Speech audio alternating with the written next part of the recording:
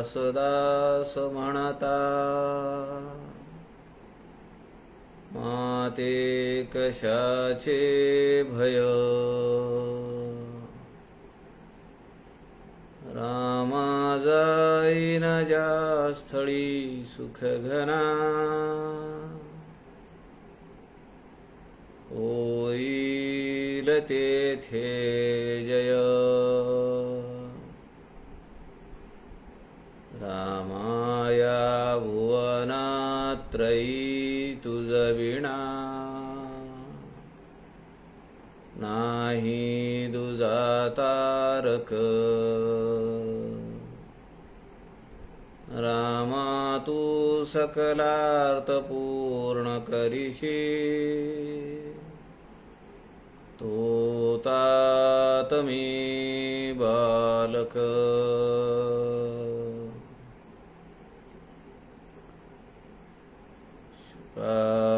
सारिखे पूर्ण वैराग्य ज्याचे वसिष्ठा परी ज्ञान योगेश्वराचे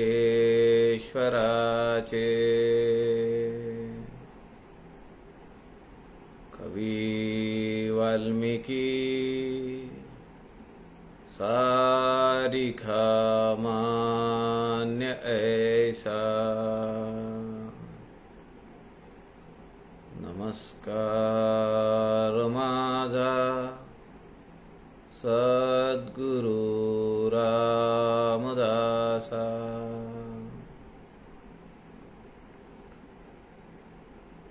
मला वाटते अंतरी त्वा वसावे तुझ्या दासबोधासी त्वा बोधवावे अपत्या परी पाजवी प्रेमरसा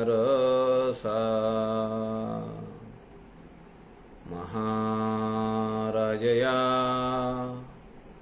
सद्गुरु रामदासा जय जय रघुवीर समर्थ सब संतन की जय। सज्जन हो नमस्कार। सद्गुरु रामदास स्वामींच्या वाङ्मयाचा अभ्यास करण्यासाठी त्यातल्या तत्वज्ञानाचा प्रचार प्रसार व्हावा, अभ्यासार्थींना अभ्यास करताना एक वेगळा दृष्टिकोन प्राप्त व्हावा या उद्देशाने संत समागम या फेसबुक लाईव्ह पेजचे सूत्रधार आदरणीय प्रवीणजी शास्त्री दिवाकर यांनी हे पेज आपल्याला उपलब्ध करून दिलेलं आहे, हे व्यासपीठ आपल्याला उपलब्ध करून दिलं आहे। मागच्या 1 वर्षापेक्षा जास्त काळापासून समर्थांच्या वाङ्मयाचं चिंतन आणि अभ्यास करण्याचा प्रयत्न आपण या ठिकाणी करतो आहोत। समर्थांच्या इतर वाङ्मयांसोबत आपण समर्थकृत लघुकाव्य 11 लघुकाव्यांचा विचार करायला चालू केला। त्यामध्ये 21 समासी अर्थात सध्या असलेल्या 200 दासबोधाचा प्रथम अवतार, त्याला जुना दासबोध असं म्हणतात। या दासबोधाचं चिंतन आपण करतो आहोत। 21 समासांचा हा दासबोध, आपण त्यातले 5 समास पाहिले आणि वैराग्य निरूपण नावाचा 6वा समास आपण अभ्यास करायला घेतला। नवीन दासबोधामध्ये हा समास दशक 3 समास 10 3 10 अशा रचनेमध्ये आहे। आपण कालच्या सत्रामध्ये या 6व्या समासातील 15व्या ओवीपर्यंत आलो होतो. त्या पुढच्या ओव्यांचा विचार आज आपण आजच्या सत्रामध्ये करूया. श्रीराम समर्थ. श्रीराम दर्पणी प्रतिबिंब दिसे, जैस्यास तैसे भासे, तयाचे सूत्र असे आपणाच पासी. श्रीराम जैसे आपण करावे, तैसेची तेणे व्हावे, जरी डोळे पसरून पहावे, ते तरी तेही टवकारे. श्रीराम भ्रुकुटी सघालून मिठी, पाहता क्रोधे तेही उठी, आपण हास्य करिता पोटी, तेही आनंदे. श्रीराम जैसा भाव प्रतिबिंबला, तयाचाची देव झाला, जो जैसे भजे त्याला, तैसाची ओळे. श्रीराम. आपण काल पाहत होतो की भगवंत आपल्यापेक्षा चतुर आहे. अहो, ज्यांनी हे सगळं चराचर निर्माण केलं आणि त्याच्या अनंत शक्तींपैकी एका शक्तीवर हे सगळं उभं राहिलं, आणि तरी तो कुठेही लिप्त नाहीये, कुठेही आसक्त नाहीये, कुठेही त्यात पकडल्या गेलेला नाहीये. त्यांनी त्याचं अस्तित्व हे स्वतंत्र अबाधित ठेवलेलं आहे.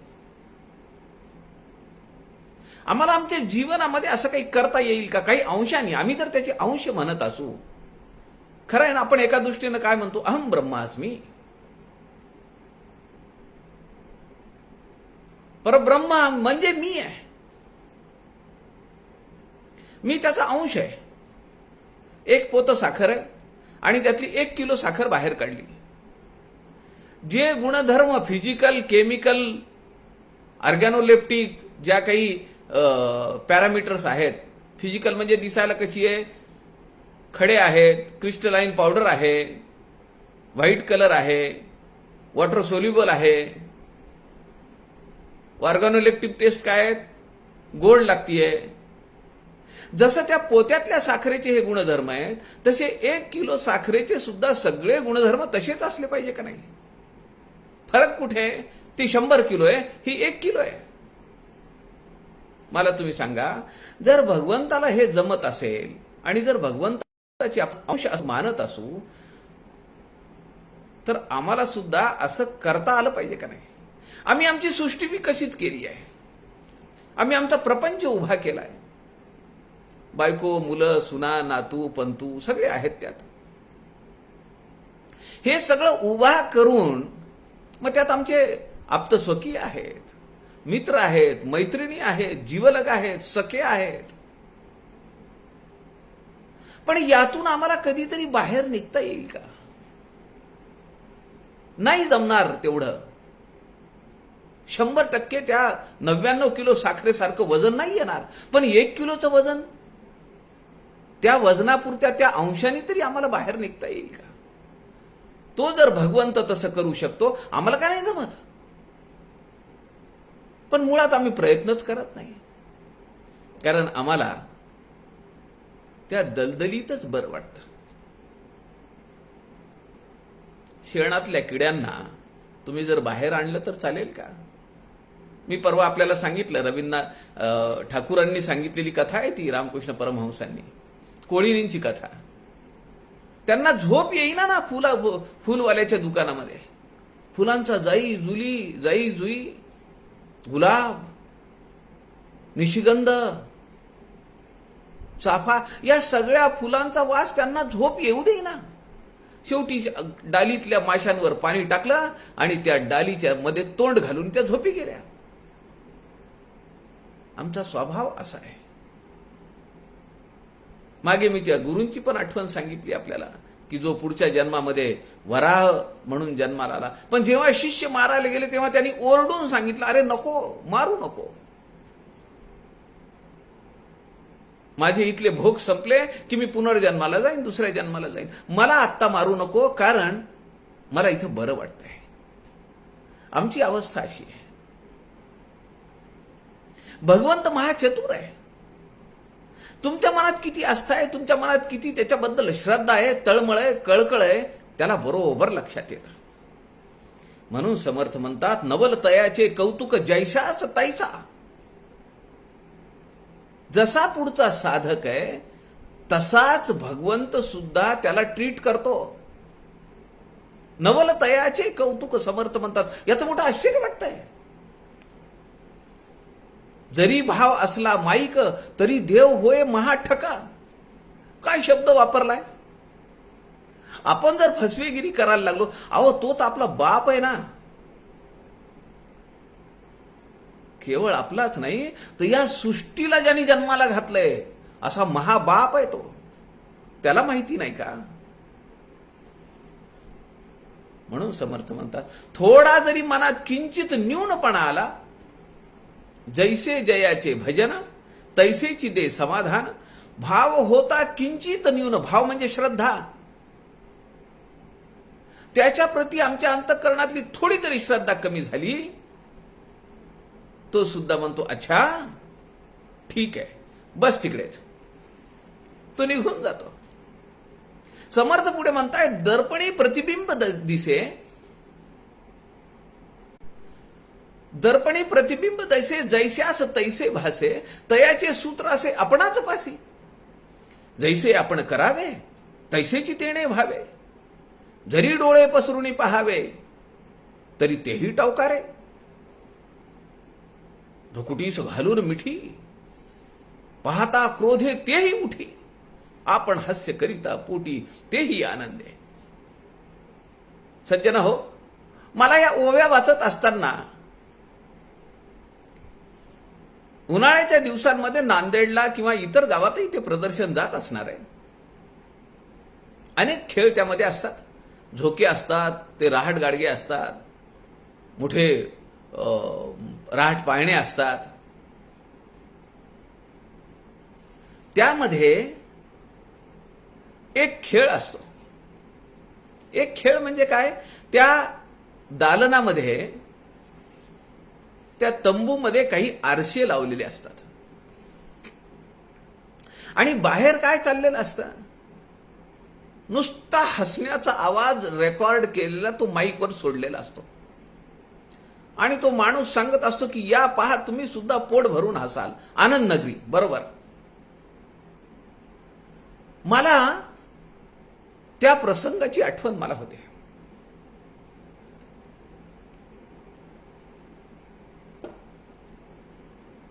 काय 5 रुपये 10 रुपये तिकीट असेल ते काढून जायचं आणि आपण प्रत्येक आरशाच्या समोर गेलो, आमचं प्रतिबिंब आम्हाला तो आरसा दाखवतो. काही ठिकाणी आम्ही एकदम बुटके आहोत, काही ठिकाणी आमचं नाक एवढं लांब झालंय, काही ठिकाणी आमचे डोळे बाहेर आलेत, काही ठिकाणी चेहरा लंबुळका झालाय आणि आम्हाला हसायला येतं. समर्थ या ठिकाणी म्हणतायत, दर्पणी प्रतिबिंब दिसे जैस्यास तैसे भासे. तयाचे सूत्र असे आपणाच पाशी. मी कसा दिसलो पाहिजे याचं सूत्र माझ्या हातात आहे. मी कसं वागलो पाहिजे याचं सूत्र माझ्या हातात आहे. मी कसं जगलो पाहिजे याचं सूत्र माझ्या हातात आहे. जैसे आपण करावे तैसेची तेणे व्हावे. लोकांना त्रास दिला, लोकांना उद्वेग दिला, लोकांना टाकून बोललं, टिंगलटवाळी केली, त्याचं फळ मिळणार. कर्मविपाक सिद्धांत. आदरणीय कल्याणीताई नामजोशींची एक सीडी आहे, फार सुरेख भाषण आहे त्यांचं. प्रबोधन, कर्मविपाकाचा सिद्धांत. आपण आवर्जून ऐका.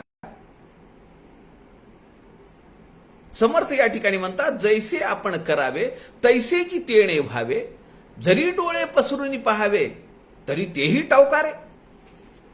खरंय का नाही हो? आपल्या जाऊ द्या, ते त्या आनंद नगरीतले सोडून द्या आरशे. आपल्या घरातल्या आरशाच्या समोर कधी उभा राहा. घरात कुणी माणसं नसावीत, आपण एकटे असावं आणि त्या आरशाच्या, मी असं केलंय म्हणून तुम्हाला सांगतो, आरशाच्या समोर उभा राहून आपण आपल्या चेहऱ्यावरचे भाव निहाळावेत. आपल्याला हसू येईल, आपल्याला राग पण येईल, पण आपण अंतर्मुख होऊन जर हे काम केलं तरच आपल्या सगळ्या गोष्टी आपल्या लक्षात येतील. जैसे आपण करावे तैसेची तेणे व्हावी. डोळे वटारून बघा, आरसातले चित्र डोळे वटारून बघता. समर्थ म्हणतात भगवंतही आपल्याशी असाच खेळ करतो, कारण तो कुठे आहे? तो अंतःकरणात आहे. परवा भगवान आचार्यांची, आद्य शंकराचार्य महाराजांची जन्मदिवस आपण साजरा केला.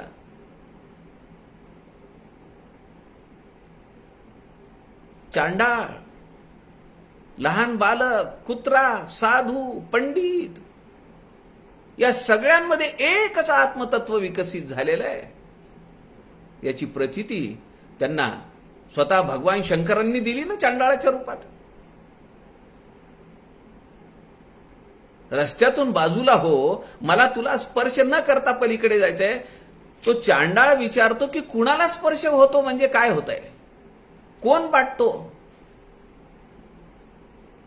हा देह का आत्मतत्व? कशाला महत्व देतोस तू? आचार्यांच्या लक्षात आलं की एवढी विद्वत्तापूर्ण बोलणारा माणूस हा चांडाळ असू नाही शकत. आणि पाहता पाहता देवादिदेव भगवान महादेवांनी त्या ठिकाणी प्रकट होऊन त्यांना आशीर्वाद दिलेले. समर्थ या ठिकाणी म्हणतात भ्रुकुटीस घालून मिठी, पाहता क्रोधे तेही उठी, आपण हास्य करिता पोटी तेही आनंदे. आरशाच्या समोर उभा राहून, त्या प्रदर्शनातले आरसे नाही, घरातल्या आरशाच्या समोर उभा राहून अत्यंत जवळ जा आरशाच्या आणि पहा तुम्ही. आपल्याला हसू येईल आपल्याकडे पाहून. काय ध्यान आहे, काय डोळे, काय नाक आहे. आणि मग पंचीकरण तत्वाचा विचार तेव्हा आपल्या मनात आला पाहिजे. समर्थ दासबोधामध्ये सांगतात चाफेकळी सारखं नाक आहे पण डबडबलेलं आहे. कमळाच्या पानाप्रमाणे, कमळाच्या देठांप्रमाणे, कमळाच्या पद्मपत्राप्रमाणे डोळे आहेत पण घाण साचलेली आहे. अत्यंत सुरेख असं तोंड दिलेलं आहे, पण सकाळी उठलं की त्याच तोंडाला कडे पाहावं वाटत नाही किंवा त्या तोंडाची चव घ्यावी वाटत नाही, श्वास सुद्धा घ्यावा वाटत नाही. ऐकण्यासाठी हे ज्ञान इंद्रिय कान दिलेले आहेत, पण कान फुटल्यानंतर किंवा त्याचे ऑपरेशन झाल्यानंतर त्यातून निघणारी घाण, त्या घाणीमुळे मोठ्या हिरव्या माशांची आकृष्टता आणि त्या माशांनी टाकलेल्या अंड्यांपासून झालेल्या आळ्या कानामध्ये माणसाच्या मी पाहिलेल्या आहेत. माणसाच्या कानात आळ्या होतात ह्या मी पाहिलेल्या आहेत. जखमेतल्या आळ्या तुम्ही पाहिल्या असतील. जखम होऊ द्या, पू होऊ द्या, त्यामध्ये आळ्या होतात नाही काळजी घेतली तर. आपल्यालाच आपली किळस येईल. सगुण परीक्षा अ ब कड ओळीनं 4 समास समर्थांनी दिले. वास्तव स्वरूप भयानक विदारकाचं स्वरूप समर्थांनी आमच्या समोर उभा केलेलं आहे. जैसा भाव प्रतिबिंबला तयाचाची देव झाला, जो जैसे भजे त्याला तैसाची ओळे. जो त्याचं भजन करील आणि ज्या श्रद्धेने करील, निष्ठेने करील, तळमळीनं करील, कळकळीनं करील, त्याला त्याच्या फळाची प्राप्ती तशी प्राप्त होईल, मिळेल. समर्थ दासबोधामध्ये म्हणतात देवा वेगळे कोणी नाही, ऐसे बोलती सर्वही, परंतु त्यांची निष्ठा काही तैसी नसे श्रीराम. खरंय का नाही? आम्ही म्हणतो अहो काय भगवंताची लीला आहे, त्याच्या आदेशाशिवाय झाडाचं पान सुद्धा हलणार नाही. पण आमच्यावर संकट आलं की आम्ही त्या देवाला ओळखत नाही. आम्ही 10 ठिकाणी फोन लावतो, बेड आहे का, बेड आहे का, बेड आहे का, रेमडेसिवीर मिळेल का, किती पैसे लागतील सांगा. आमचा भाव तसा नाहीये. हे फक्त म्हणण्यापुरतं आहे. देवा वेगळे कोणी नाही, त्याची काय बरोबरी आहे? ऐसे बोलती सर्वही, सगळे बोलतात असं. समर्थ फार पिंच आहे ती समर्थांची, मेख आहे शब्दांमधली, परंतु त्यांची निष्ठा काही तैसी नसे. हे बोलण्यापुरतं झालं. देखावा निर्माण करायचा आहे का खरोखर मनातून आस्थेने भजन करायचं आहे? मनाच्या श्लोकामध्ये समर्थ म्हणतात, असे हो जया अंतरी भाव जैसा, वसे हो तया अंतरी देव तैसा, अनन्यास रक्षी तसे चाप पाणी, नुपेक्षी कदा रामदासाभिमानी. असे हो जया अंतरी भाव जैसा. जेवढ्या निष्ठेने जेवढ्या श्रद्धेने तो तुमची भजन करील, तेवढाच भगवंत म्हणतो तेवढंच तुला मी फळ देणार आहे. वसे हो तया अंतरी देव तैसा, तेवढ्या पुरतं तेवढं.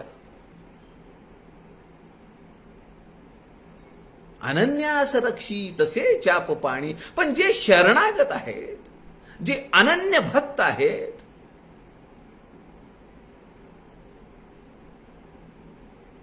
त्याच्यासाठी मात्र तो धावून येतो. तो कशाचा आकार घेईल, कुठल्या योनीमध्ये जन्म घेईल, कुठल्या वस्तूच्या रूपाने येईल, त्याचं आपल्याला काही सांगता येत नाही. But he will keep the promises he has given. पण आमच्याकडे तेवढी काय म्हणू त्याला, धारिष्ट्य तर पाहिजे, पेशन्स तर पाहिजे, तेवढा संयम तर पाहिजे. नुपेक्षी कदा रामदासा अभिमानी. जो अनन्य शरणागत आहे त्याची उपेक्षा भगवंत कधीच करणार नाहीत. समर्थ दासबोधामध्ये म्हणतात, देव कृपेचा सागरू, देव करुणेचा जळ धरू. अहो, कारुण्याचा सागर आहे तो, कृपेचा सागर आहे. देवासी भक्ताचा विसरू पडणार नाही. शक्यता आहे आयुष्यभर ज्यांनी भगवन नाम केलं, भगवंताचा जप केला आणि त्याची स्मृती भ्रष्ट झाली, स्मृतिभ्रंश झाला, तो विसरला, पण भगवंत त्याला विसरत नाही. समर्थ इथे हे बजावून सांगतायत आपल्याला. म्हणजे जोपर्यंत आमचं भगवंताकडे लक्ष आहे तोपर्यंतच भगवंत आमच्याकडे लक्ष देतो का, असं नाहीये. काही कारणाने आम्ही त्याला विसरल्यानंतर सुद्धा तो आमच्याकडे दुर्लक्ष करत नाही. ही वस्तुस्थिती आहे. देव कृपेचा सागरू, देव करुणेचा जळ धरू. देवासी भक्ताचा विसरू पडणार नाही.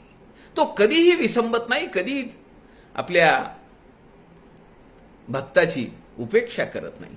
जैसा भाव प्रतिबिंबला तयाचाची देव झाला. जो जैसे भजे त्याला तैसाची ओळे. अंतःकरणामध्ये जो रंग, जे रूप आम्ही धरलेलं आहे, त्या रूपामध्ये अवतीर्ण होण्याचं बंधन भगवंतावर आहे. परमपूजनीय आप्पा स्वामी वरदानंद भारतींना चतुर्भुज नारायणाच्या स्वरूपामध्ये हिमालयातल्या एका शिळेवर बसून भगवंतांनी दर्शन दिलेलं आहे. संत नामदेवांना विठोबामध्ये दर्शन आहे. पंढरपूरला आम्ही जातो, आम्हाला दर्शन मिळतं का? त्या भगवंताचं दर्शन तिथं होतं का? गोंदवलेकर महाराज निघाले यात्रेला, गावकरी धावत आले, महाराज प्रभू रामचंद्र रडतायत. महाराज धावत आले, मंदिरात आले, गाभाऱ्यासमोर उभे राहिले. महाराज पाहत आहेत, रामाच्या डोळ्यातून टप टप टप टप अश्रू बाहेर पडतात. महाराज म्हणाले, रामा नाही तुला सोडून जात. कुठून बुद्धी झाली मला यात्रेला जायची? नाही जाणार. रामाचे डोळे पुसले उपरण्याने. कदाचित त्या रामाच्या चेहऱ्यावरच हसू महाराजांना दिसलं असेल. आम्ही तिथं गोंदवल्यात जातो, आम्हाला दिसतं का? कल्याण स्वामींना समर्थ प्रकट होऊन दर्शन देतात, श्रीधर स्वामींना प्रकट होऊन दर्शन देतात. आम्हाला मात्र आम्ही फक्त त्या समाधीचं दर्शन घेतो आणि समाधी मानून दर्शन घेतो. आम्ही समर्थ मानून दर्शन घेतो का? फरक इथं आहे. म्हणून समर्थ या ठिकाणी सांगतात, जैसा भाव प्रतिबिंबला तयाचाची देव झाला. जो जैसे भजे त्याला तैसाची ओळे. जो जसा भजन करील, ज्या श्रद्धेनं तो भगवंताचा धावा करील, भगवंताची आराधना करील, त्याच पद्धतीनं भगवंत त्याला प्रसन्न होतो. ही वस्तुस्थिती आहे, यात काहीही फरक पडणार नाही.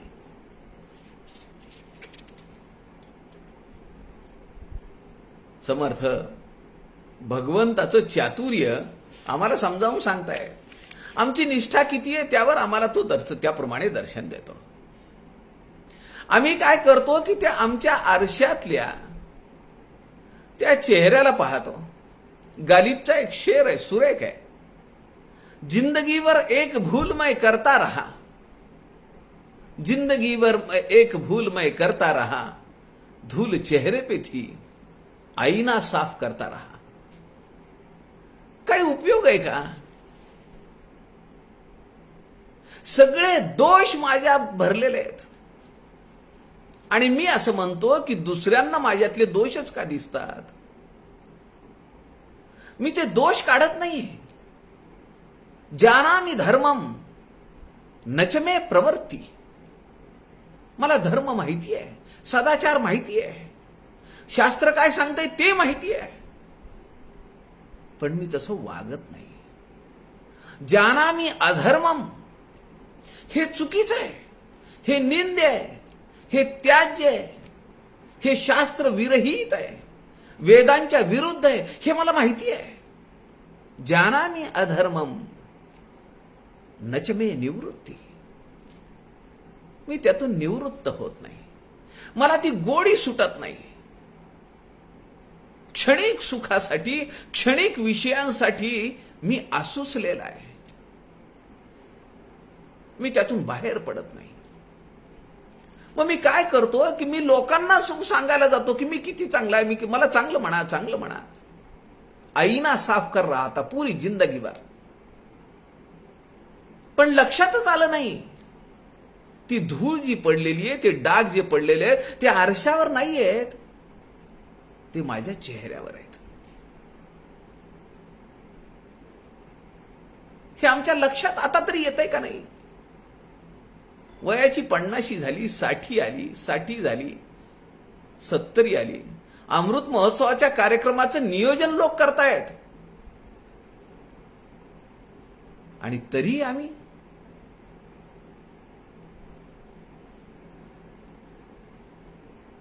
किती अडकवून. ईश्वरे मोठे सूत्र केले. समर्थ दासबोधामध्ये म्हणतात, ईश्वरे मोठे सूत्र केले, मनुष्य मात्र गुंतवून राहिले. काय गुंडाळा केलाय. रस्सी उधर है और लट्टू इधर घूम रहा है. ती सुतळी कुठे? भगवंताच्या जवळ आहे आणि भोवरा मात्र इथं गरगर गरगर गरगर फिरतोय.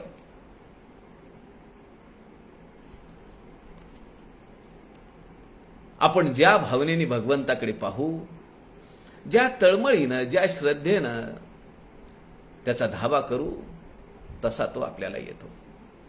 आपण जर त्याला मधुरा भक्ती केली,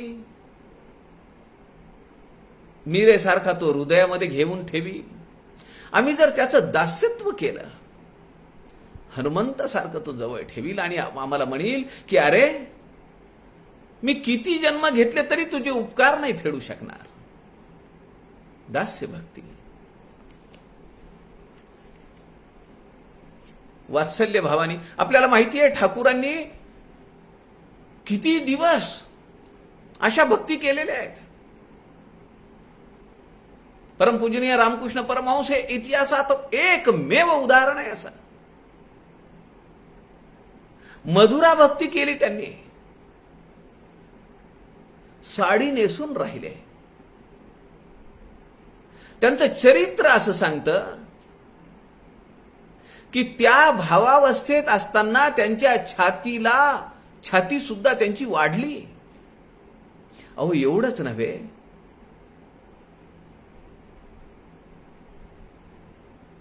तर त्यांना मासिक धर्म सुद्धा आला. आपल्याला विश्वास नाही बसणार. दास्य भावानी हनुमंताच्या रूपाने ते झाडावर राहिले, कित्येक महिने झाडावर राहिले. काली माता राम आहे आणि मी हनुमंत आहे. वात्सल्य भावाने जर आपण प्रेम केलं तर भगवंत आमच्या समोर बाल रूपात प्रगट होईल. आमची जशी धारणा आहे, आम्हाला जसं अपेक्षित आहे, त्याप्रमाणे भगवंत आम्हाला त्याचं फळ देतो. समर्थ दासबोधामध्ये म्हणतात, देव सख्यत्वे राहे आपणासी, ते तो वर्म आपणाच पासी. आपण वचने बोलावी जैसी, तैसी येती पडसादे श्रीराम. काही त्या लोणावळ्याच्या ठिकाणी काही पॉइंट असे आहेत, आपण ती खोल दरी असल्यासारखी आहे, आणि त्यामध्ये जर आपण आवाज दिला तर तोच आवाज परत प्रतिध्वनित होतो. जसा बिंब प्रतिबिंब वाद आहे,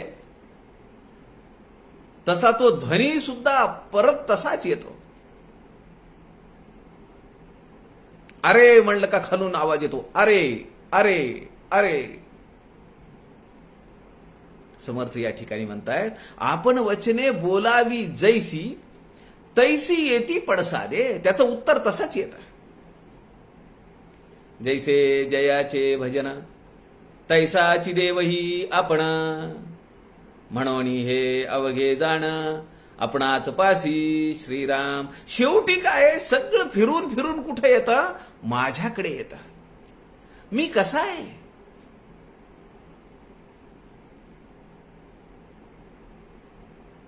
जगमित्र होण्यासाठी समर्थ म्हणतात, सूत्र आहे जिव्हेपाशी. आमची जीभ जर चांगली असेल तर लोक आमचे मित्र होतील. आम्ही जर फटकळ असू तर लोक आम्हाला टाळतील.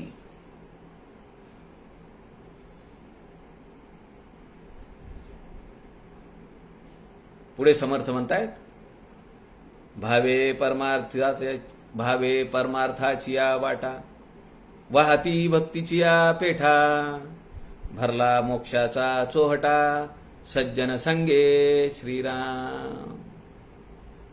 भाव म्हणजे श्रद्धा. जो श्रद्धापूर्वक संयमाने साधना करीत नित्य नियमाने सातत्याने परमार्थाची वाट चालत राहतो, त्याला रस्त्यामध्ये अनेक भक्तिपीठ मिळतात, अनेक सज्जन मिळतात, अनेक साधू मिळतात, अनेक महानुभाव मिळतात. ते त्यांचे अनुभव सांगतात की जे आमच्या साधनेला पूरक आहे. ते सगळे संत साधू, त्यांचा आम्हाला सहवास आवडतो. आवडतो का हे पाहिलं पाहिजे. अशा लोकांसाठी समर्थ म्हणतात, परमार्थ म्हणजे बाजारपेठ आहे. बाजारपेठ म्हणजे कोणती आहे? मोंढा मार्केट, सराफी लेन, अशा लेन नाही आहेत. मोक्षाचा बाजार आहे. समर्थ म्हणतात, भरला मोक्षाचा चोहटा, सज्जन संगे.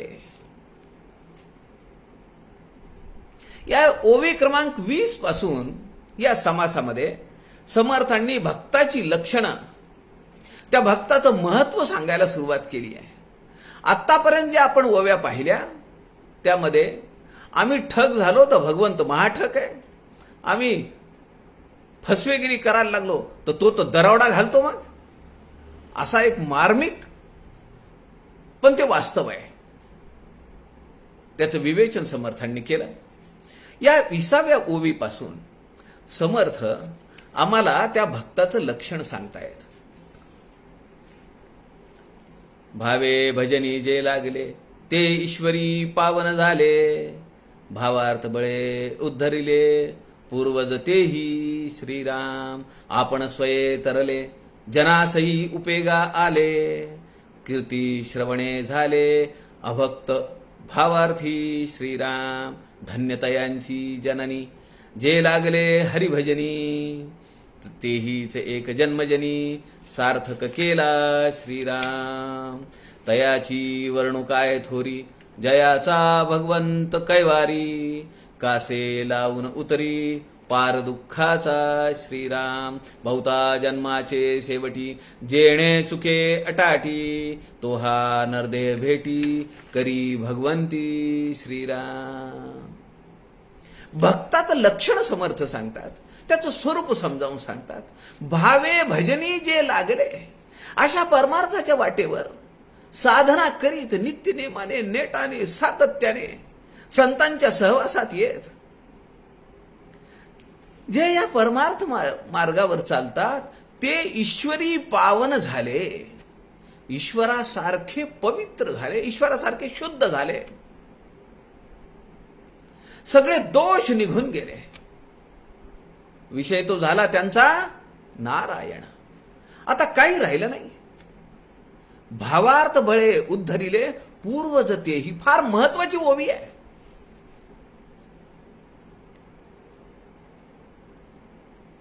समर्थ म्हणतायत जो या परमार्थाच्या मार्गावर चालेल या पद्धतीनं भगवंताला आपलासा करील तो भगवंतासारखा होतो.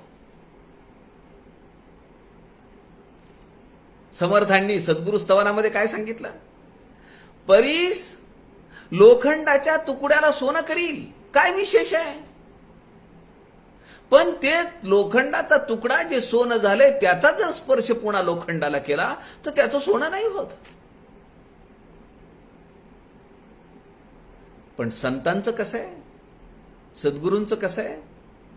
ते करीती आपणासारखे तात्काळ.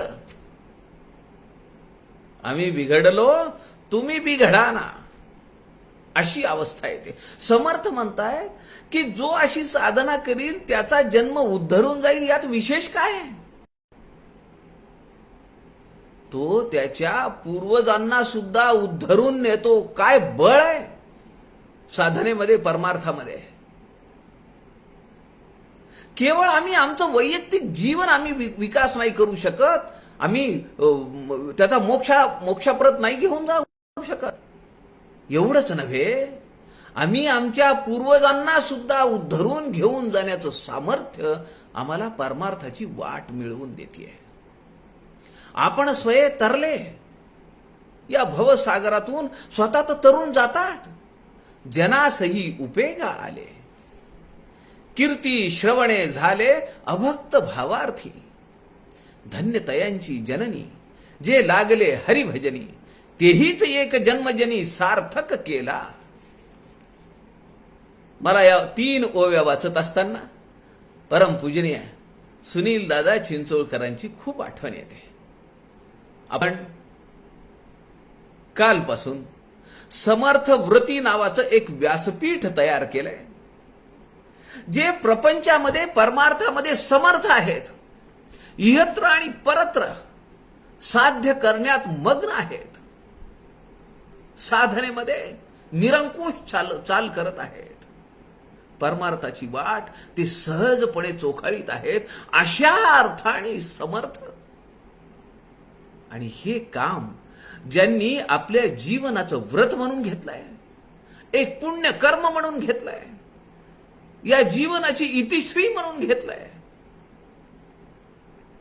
या जीवनाचं अंततोगत्वा ध्येय म्हणून घेतलंय, अशा समर्थ वृत्तींचा जथ्था, आणि तोही देशव्यापी असं हे व्यासपीठ आपण काल त्याचा शुभारंभ केला. काल, आज आणि उद्या आपण 3 दिवस समर्थवती सुनील दादांचं पुण्य स्मरण या ठिकाणी करणार आहोत. काल 3 दिग्गज महारथींचं काल आपण प्रबोधन ऐकलं. समर्थांची निर्भयता, समर्थवती सुनील दादांची निर्भयता, त्यांची लेखन क्रिया, त्यांचा प्रवास अथक अखंड प्रवास यावर विवेचन ऐकलं. आज आपण अशाच 3 महानुभावांचं विवेचन ऐकणार आहोत. ती वेळ आहे 4:30 ते 5:30. आणि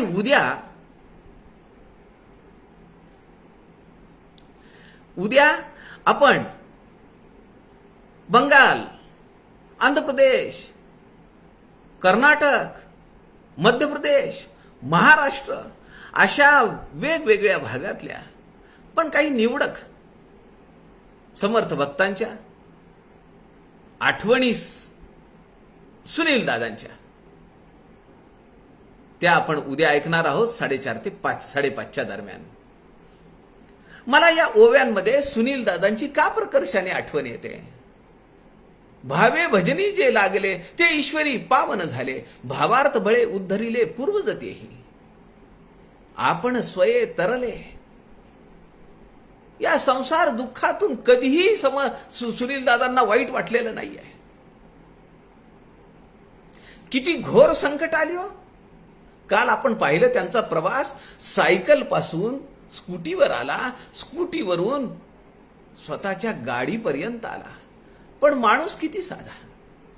मला माहिती आहे, मला त्यांचा फार जवळचा अनुभव आला. नांदेडला आले की ते माझ्या झोपडीमध्ये राहायचे. त्यांना बरं वाटायचं. आम्ही दोघं ऑफिसला जायचो. हर्षदाताई आणि ते त्यांचं लिखाण चालू असायचं. तुम्हाला मी सांगतो की वर ते राहायचे गच्चीवर, वरच्या हॉलमध्ये, आणि जेवणासाठी खाली दुपारी यायचे. खालची चावी त्यांच्याकडे दिलेली असायची.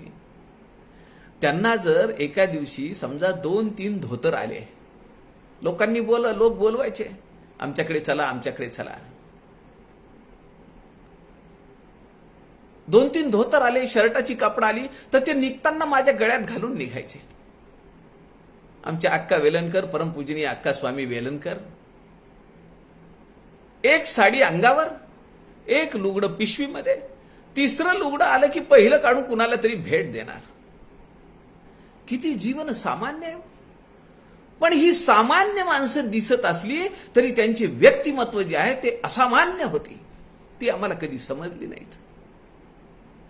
स्वतः दादा तर तरुण गेले, जनासही उपयोगा आले. 42 ग्रंथांची लेखन क्रिया सिद्ध केली.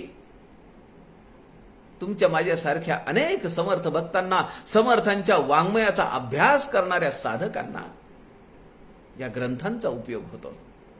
कीर्ती श्रवणे झाले अभक्त भावार्थी. किती कीर्तनकार त्यांनी तयार केले, किती प्रवचनकार तयार केले, किती कथाकार तयार केले, किती लेखक तयार केले, किती प्रकाशक तयार केले. धन्यतयांची जननी जे लागले हरिभजनी, तेहीच एक जन्मजनी सार्थक केला. आपल्याला ज्यांना ही लिंक पाहिजे आणि ती लिंक त्यांना पोचलेली नाहीये, त्यांनी नंबर टाकला पाहिजे. तुम्हाला लिंक कशी पाठवायची? तुमचा नंबर असेल तर तिथून तुम्हाला लिंक पाठवता येईल. आता 4:30 ते 5:30 आपल्याला सुनील दादा चिंचोळकरांचं, त्यांच्या स्मृती लोकांनी कशा जागवल्या, समर्थ व्यासपीठाचं कसं कार्य झालं, सुनील दादांच्या आध्यात्मिक वाटचालीचे स्रोत काय आहेत,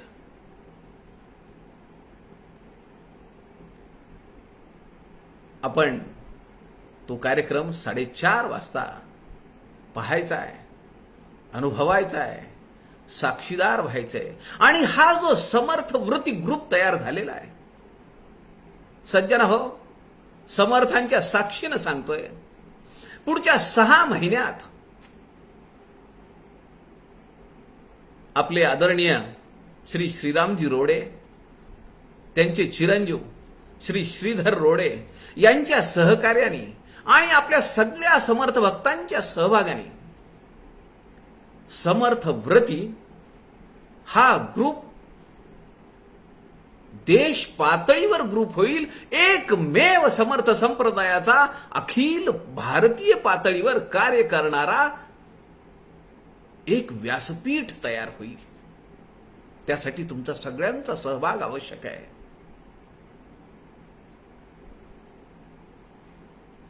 आज आपण 4:30 ते 5:30 आणि उद्या 4:30 ते 5:30. मित्रांनो, सज्जनांनो, हा केवळ 3 दिवसांपुरता कार्यक्रम नाही आहे. यापुढे अनेक उपक्रम समर्थ वृत्ती या व्यासपीठावर चालतील. अनेक उपक्रम आपण चालवू. त्या उपक्रमांचे साक्षीदार व्हावेत. आपण सगळ्यांनी त्यात सहभाग नोंदवावा अशी मी आपणास विनंती करतो. आपल्या सगळ्यांच्या हृदयस्थ परमेश्वराला वंदन करतो. झालेली सेवा समर्थांच्या चरणी अर्पण करतो. जय जय रघुवीर समर्थ.